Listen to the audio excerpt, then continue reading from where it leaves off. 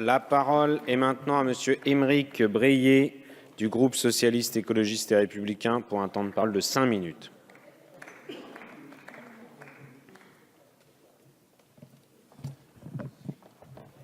Monsieur le Président, Madame la Ministre, Monsieur le Secrétaire d'État, Monsieur le Président de la Commission des Affaires culturelles, Madame la rapporteure, mes chers collègues.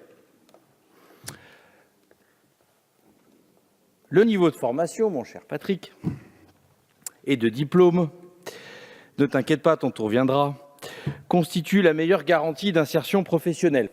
Exception faite, reconnaissons-le, malgré les efforts que je salue du gouvernement, exception faite donc encore du doctorat. Ma petite marotte. Au-delà de cette question d'insertion qui suffit bien évidemment à elle seule à ce que nous, législateurs, nous saisissions du sujet, nous ne pourrons oublier les dimensions émancipatrices, bien absentes de ton discours, de construction citoyenne et d'esprit critique qui accompagnent cet accès au plus haut niveau de formation. Et que dire de l'investissement pour notre société dans sa globalité, et que dire encore de notre capacité ainsi à renforcer notre système productif.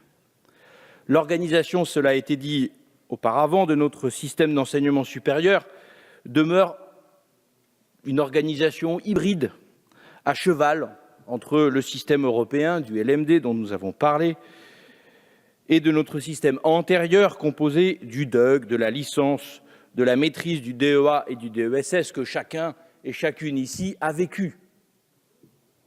Chacun de ces grades correspondait à un diplôme, et je ne suis pas remonté plus loin, mon cher collègue. Chacun de ces grades correspondait à un diplôme de bac, plus 2, plus 3, plus 4, plus 5, permettant alors de sélectionner les étudiants entre la maîtrise et le DEA ou le DESS.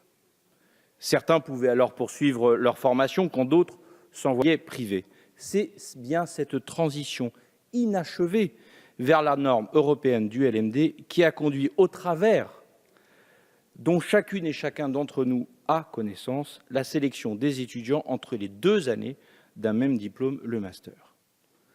Outre le caractère, avouons-le, parfois bien ubuesque, du fait de refuser à un étudiant ayant validé une année de formation de tenter de valider la suivante, cette sélection concentrait en elle tous les travers de son aîné, sans en posséder le moindre avantage, c'est-à-dire la validation du niveau Bac plus 4, n'étant plus sanctionnée par l'obtention d'un diplôme.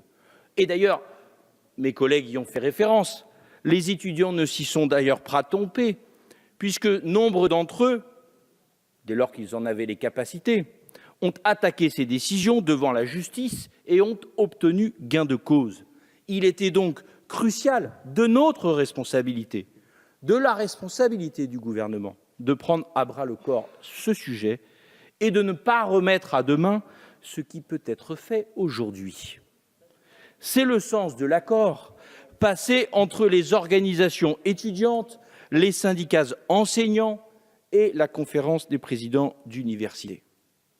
Il nous redevient donc de le traduire dans la loi et de faire en sorte qu'il s'applique dès la rentrée prochaine, sans tarder. C'est une impérieuse nécessité, tant pour les établissements que pour les étudiants. Je ne reviens pas sur le contenu de cet accord, mais tiens tout de même à souligner qu'il conduit au fait que là où il n'y avait que sélection, il y a désormais orientation. Il permettra donc aux universités, en fonction de leur capacité d'accueil et des prérequis, d'orienter les étudiants vers les formations qui leur correspondent, tout en leur garantissant de pouvoir poursuivre leurs études s'ils le peuvent et s'ils le souhaitent.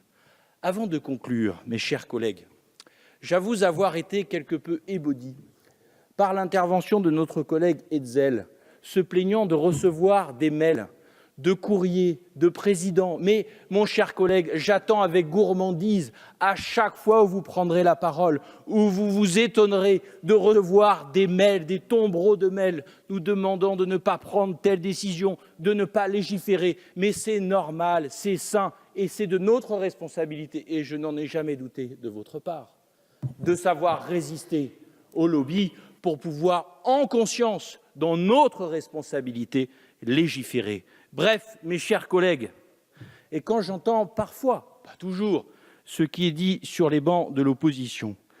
Il apparaît indispensable, une nouvelle fois, d'affirmer une conviction forte que symbolise encore une fois ce texte.